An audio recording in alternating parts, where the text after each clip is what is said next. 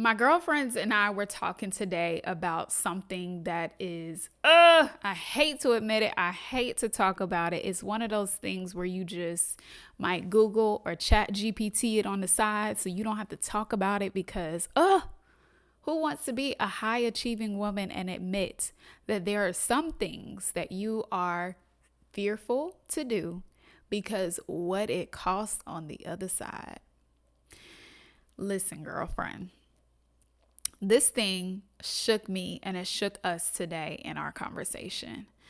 We were talking about how we have these dreams or aspirations to do certain things, like big, scary things. We're not talking about, you know, normal stuff for us as high achievers, right? There are certain things that people on the outside will look at and be like, oh my gosh, I can't believe you did this, or how do you do this? And you're just like, oh, that's just regular stuff. But like the stuff that's big for us are the things that we're like, ooh, but if I do that, what is it going to cost? Here's an example. One of the things that we were actually talking about this in the grand scheme of money, which is so funny that that how you spend your money or how you treat your money really illuminates patterns in your life. Because as one of my mentors says, how you do one thing, and a lot of people say this, how you do one thing is how you do everything. And your money is typically the thing that stands out to you most, right? Because it's the thing you need daily. You're getting bills daily. You're getting, you're going to the grocery store, you're getting food, you're spending money daily. So anytime something is off with that or not where you want it to be, it's like the warning light that's going off in the car, right? But that warning light is like a opening to see how you are operating in all these other areas in your life and how you may be stopping yourself, what's holding you back, what blockages. And no matter how successful you are, it can show up in different areas. So that's what it brought up. We were talking about just different things, how we approach money and how we were kind of like, a little bit hesitant on certain parts of managing money because it felt like, okay, if I do this, if I open my statements up every month and, if I do the spreadsheets and the highlighting, if I do the apps, if I do all the things, right? Now I have a certain responsibility because I can no longer say, I don't know, or I can no longer, live in this space of ignorance. Like, they say ignorance is bliss. I can't do that anymore without feeling a certain level of guilt, right? Because I actually do know better, so I should be doing better. I shouldn't be going out and I'll be thinking, I should cook at home instead of spending X, Y, and Z on lunch. Or I just bought all these groceries. Why am I now doing this? If I'm seeing it, if I'm opening up my account every single day and balancing all the transactions, now I have to be more, responsible with what I do. And it shook us because, like I said, it just gave a window opening to how that comes across in other parts of life where it's like, yeah, this thing would help me, or yeah, this is what I want to do. This is what I desire to do. This is the identity that I want to have. But I'm retreating a little bit because of what it's going to cost me on the other side. And this blessed me this morning when I finally came to the realization.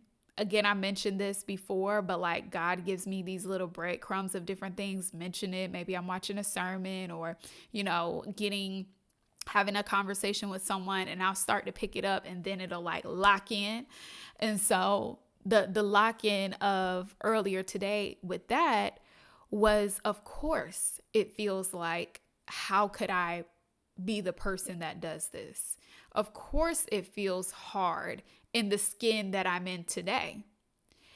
If I look at 5 years prior to where I am now, I probably would be saying that there's no way that I could be doing what I'm doing today. Because 5 years ago, I didn't have the same amount of knowledge. I didn't have the same amount of access. I didn't have the same amount of confidence. Nothing was the same. So it wouldn't make sense to think that I would be there. So if that is true, it also means this version of myself that is down the line, this next evolution, I can't look at it from the person that I am today. In fact, what I'm adopting as I'm moving towards this is the person needed to hold that thing will arrive at that point. And if you've ever heard that before, because, a lot of different people will say that it's about the identity and who you need to become to hold the thing. I've tried that, right? I've tried to rationalize that in my mind and move in that way. And what I ended up doing was still trying to bring the person who I am today into that box, into that version of myself. So every day I'm moving with the thought process and the fear and the hesitation that when I get to that point, I won't be able to sustain it. I'm not the super organized and detailed person. This isn't who I've been. This isn't, my natural ability. That's another thing that I believe is stopping a lot of us. Who we've always been, what we've always done, these personality tests, these zodiac signs, which that's a whole nother thing. We don't even need to get into that on this video, but those types of things, keeping people in a certain box, trick of the enemy, making you think that because your birth date is this, or because you grew up like this, or because this is how you've always been, that you can't evolve. Whoa. That you can't be different. Whatever you believe is true. That's what I think. So if you believe that you are only in this particular box, that is why certain circumstances always happen to you. That is why those personality traits are typically right, because you've aligned to them. You deeply believe that this is why you are who you are. The challenge that I would put in front of you is to say, instead of just being solely locked in to this is who I am, this is what I've always done, I'm not a morning person, I'm not a this, I'm not a that. Think about being open. I'm open to evolving. I'm open to shifting. I am not one particular personality. I'm whoever I need to be for the version of me that is required in whatever season. People who knew me from high school don't know me today because I'm a different person. There are some things that might still be things that they know or could, relate to me about. But for the most part, I'm different because I've allowed myself to evolve. I've surrendered myself to the evolution of my own life. In that and even still in that pathway, like I said, I had struggled with that piece. So it came from the money. And I was thinking at one time about my speaking journey. And I'm like, I'm going to have to do all this traveling and this and that. And what's funny is one of my mentors actually told this story when she was first starting her speaking journey, and she was sharing with the person that was mentoring her, like, I can't do all of this because I have a daughter, I have this and that going on. And she's like, well, nobody's calling you right now. Like you're making up problems, you're worried about things, and nobody's calling you right now. You're stopping yourself from even trying before you even have the problem. Allow yourself to have the problem and then know that the version of you to either hold it, adjust it, fix it, whatever the case may be, is going to arrive then. You don't need to pre-plan your a failure, right? You don't need to anticipate challenges. There's good places to do that in business, SWOT analysis, making mindful decisions in that way. But when it comes to life, a blueprint that we have a very narrow perspective of, to where we don't even know what tomorrow holds, let alone we don't even know what the next hour holds, let alone what days, months, and years have down the road. It is no sense in us anticipating any type of outcome. It's better for us to just be relaxed and surrendered and trusting that if this is where I'm called, I will do well. And through my journey, I will develop. This is why sometimes it's so much easier to say that I can't do a thing or I'm afraid to do a thing. And again, sometimes these might be secret conversations that we haven't even had with ourselves. We might not be vocal about it. We may not be having conversations with close friends, family members, or publicly sharing it. But it's showing up.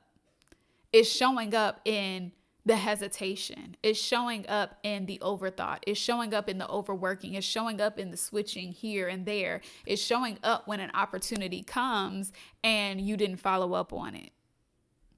It's showing up when you have the contacts and you don't reach out to them. It's showing up when you say you have all the things and you don't need the support, yet you're not moving forward. What is that? So as I started to think about it, like it just made me feel so much at peace. And it reminded me that I never do life alone. It reminded me that I am not the director of my life story.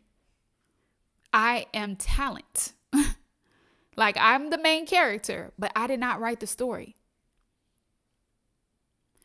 Imagine trying to be like, I don't know how people, I've never been on a movie set. I would love to. That's one of my goals, or one of my dreams, I should say. I don't understand how people do producer, executive producer, and you're an actor. I don't know. I've never seen it. Can a person direct and act in the thing? I don't think you can direct and act. Maybe you can produce, but can you direct and act? That's a lot. So to me, well, I guess Tyler Perry does it. Yeah, he directs and acts. Whew, that man's a beast. But anyway, in the very basic example, how could you truly be the director and the main character of your own life? That's not our position anyway. It doesn't even matter if it's possible or not. It's just simply not our position. So once we get out of that director seat, trying to anticipate, trying to rewrite the story, trying to figure out, does this go here? Does that go here? Work the script as you're getting it. And just give it your all with the script you got. And know that going through that process is going to make you into the person that can hold the thing. Like I talked about or began to talk about with the speaking, my mind was like, oh, this, I'm not being on a plane every single week. I already did that before in a past life in my career, and I don't want to do that again. Who's to say that that's going to be the situation? So you don't try. So you don't take one step because you've already determined that it's going to be a disaster that you hate. Trauma response. Because in the past, that's how you've created things. But this is different. The slate is wiped clean. That was one of my prayers today. Lord, wipe the slate clean. Things that keep playing over and over in my mind, pathways that keep showing up. I had this vision of like steps in sand or like footprints in like clay or dirt or something like that you could just see. And before, it's like walking in those same footsteps. And I just saw like the sand being kicked, the dirt being moved, like the footprints are gone. The old pathways are gone. Just kick the sand. New, fresh, new path to walk on. Whatever happened in the past, whatever those people did in that company or didn't do, or whatever trauma experiences that you had are gone. Now you get to make a new decision. Now you get to see how what you hold, what you carry, can be in a whole new evolution if you just get started walking in that path. And trust that no matter where it ends, you will do well. Somebody asked on Threads, they said, be honest, does prayer work for you? And my response was, it's not about does it work for me? It works on me. It helps me to gain the confidence, the strength, and the conviction to do the things that I am called to do. And then it also gives me the comfort, the peace that surpasses understanding to move on or let go of things that I am not supposed to be doing.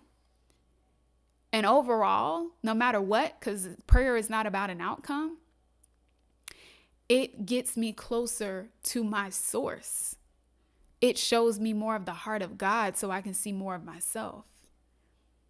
It's created this joy and peace in my life that I did not have before I started pursuing relationship with God that is invaluable. It's just next level. So it's not about putting in a request and getting something. Yes, you can do those things, but it's so much more that it actually works on you so that you can be in his image, like it says in Genesis.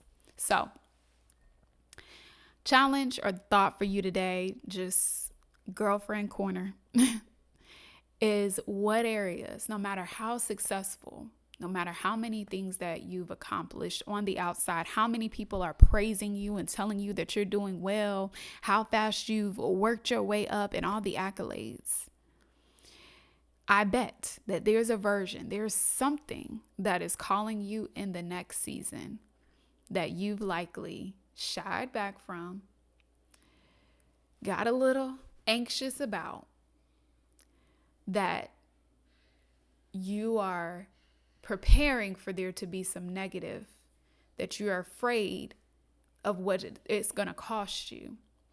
And in this moment, I invite you to free yourself from that and trust that the version of you is being built right now to hold that thing. Don't be like me and try to carry the same person into a new assignment, because then you're going to be kicking and screaming. Release the person of today. Release the person of now and surrender to the evolution. All right.